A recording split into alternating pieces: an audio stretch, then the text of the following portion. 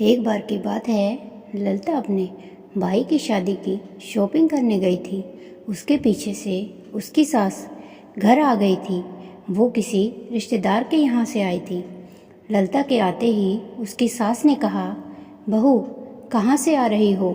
ललिता ने कहा, मम्मी जी भाई की शादी की शॉपिंग करने गई थी। उसकी सास कहती है, भाई की शादी में तो जाकर आ जाओगी, पर तुम्हारी शादी को 4 साल हो गए हैं, उसका क्या? ललिता उदास मन से कहती है, मम्मी जी मुझे पता है। तो उसकी सास कहती है, तुम्हें क्या, सबको पता है। यहाँ तुम्हारी ननंद को ही देखो, तुमसे बाद में शादी हुई थी। आज उसके पास एक बेटा है और मैं पोते के लिए तरस रही हूँ। ललिता कहती है, मम्मी जी इसमें मेरी क्या गलती है? तो ललिता की सास कहती है, गलती तो मेरी है जो तुझे इस घर में बहू बनाकर लाई। अरे मम्मी, लेकिन ललिता की बात बीच में काटते हुए उसकी सास ने कहा, जाओ यहाँ से। और ललिता अपने कमरे में जाकर रोने लगती है। कुछ दिन बाद ललिता के पास उनके पड़ोस का एक बच्चा उसके पास खेलने आया। बच्चा खेलते खेलते कुछ सामान फेंकने लगा। ललिता उसे रोकती और कहती, बेटा इसे नहीं फेंकते, यह फूट जाएगा। और तभी उस बच्चे की माँ वहाँ आ जाती और कहती है, तुम यहाँ खेल रहे हो, मुझे तो पता ही नहीं था।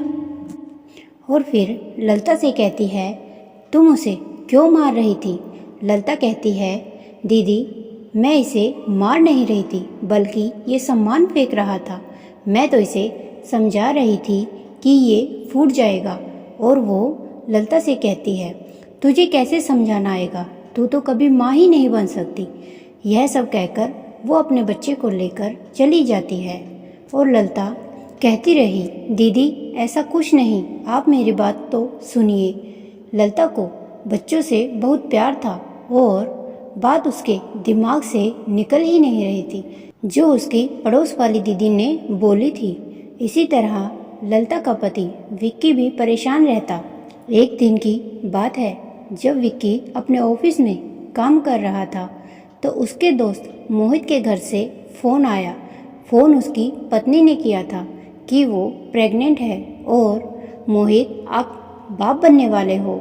यह सुनकर मोहित बहुत खुश होता है और अपनी पत्नी को कहता है कि तुमने आज मुझे दुनिया की सबसे बड़ी खुशी दी है।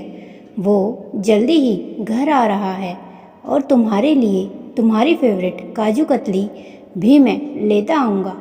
और यह कहकर फ़ोन काट देता है। विक्की और उसके और सभी दोस्त मोहित को हाथ मिलाकर और गले लगकर बधाई देते हैं। फिर मोहित विक्की से कहता है, भाई मैंने तो खुशखबरी सुना दी बाप बनने की, अब तुम कब खुशखबरी सुना रहे हो? तभी विक्की बोलने लगता है, भाई ही कह पाता है। तभी उनका एक दोस्त जिसका नाम रवि है, वो विक्की की बात काटते हुए बोला, ये क्या खुशखबरी सुनाएगा? 4 साल से तो बाप बन नहीं पाया, अब क्या बनेगा?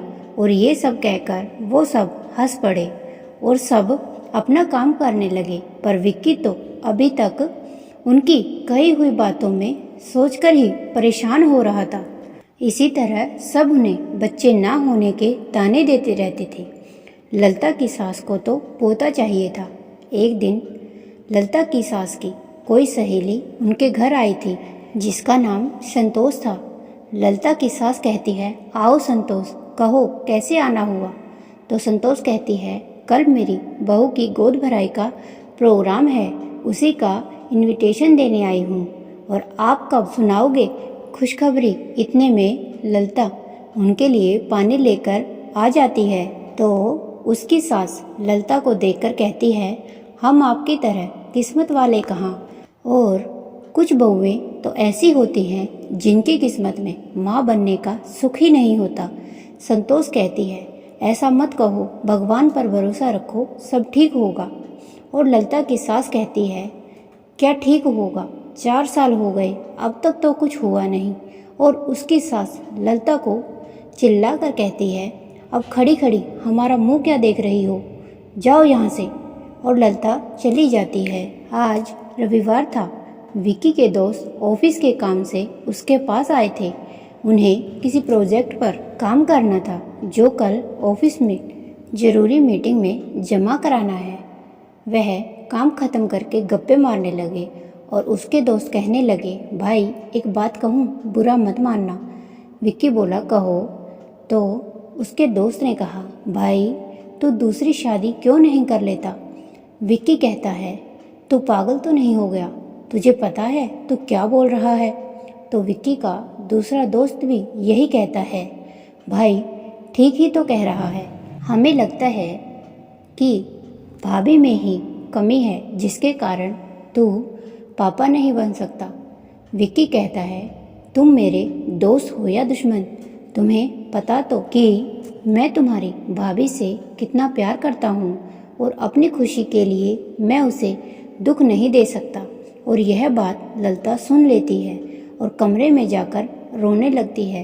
विक्की ने उसे कमरे में जाकर समझाया और उसको बाहर ले गया, जिससे उसका मूड भी ठीक हो गया। कुछ दिन बाद ललिता की सास के पास उसकी ननद का फ़ोन आता है और वह बात करते हुए कहती है कि क्या बताऊं बेटी, 4 साल हो गए हैं तेरी भाभी की शादी को। मैं तो थक चुकी हूँ इंतज़ार करके।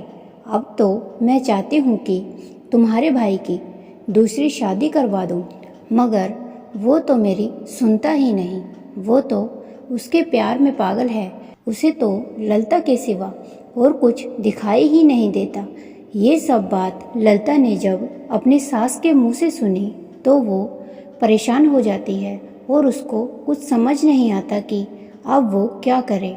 और एक हफ्ते बाद जब विक्की ऑफिस गया हुआ था तो ललिता ने उसे रोते हुए फ़ोन करके बोला कि वो जा रही है। विक्की तभी ऑफिस से निकल पड़ता है घर के लिए।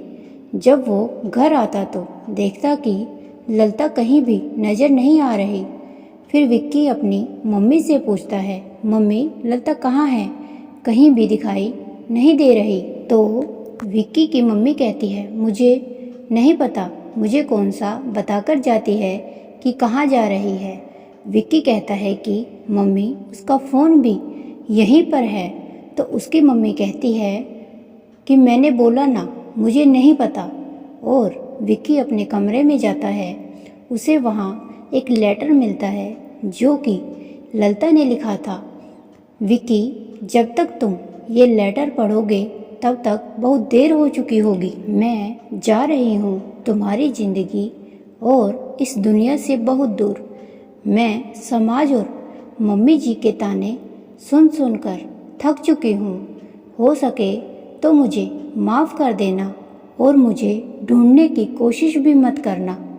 और प्लीज़ मम्मी जी की खुशी के लिए दूसरी शादी कर लेना और समझना हमारा साथ इस जन्म में यहीं तक था।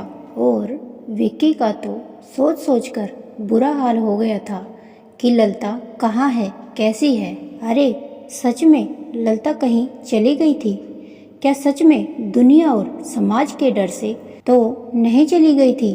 अगर ललिता ने सुसाइड कर लिया तो इसका जिम्मेदार कौन होगा, समाज या उसका परिवार? इसके आगे कुछ बहुत बड़ा होने वाला है। ललिता के साथ क्या हुआ, यह देखने के लिए कहानी का नेक्स्ट पार्ट ज़रूर देखें। और हमारी आने वाली और कहानियों को देखने के लिए, उनका आनंद उठाने के लिए हमारे चैनल को प्लीज़ सब्सक्राइब करें। धन्यवाद।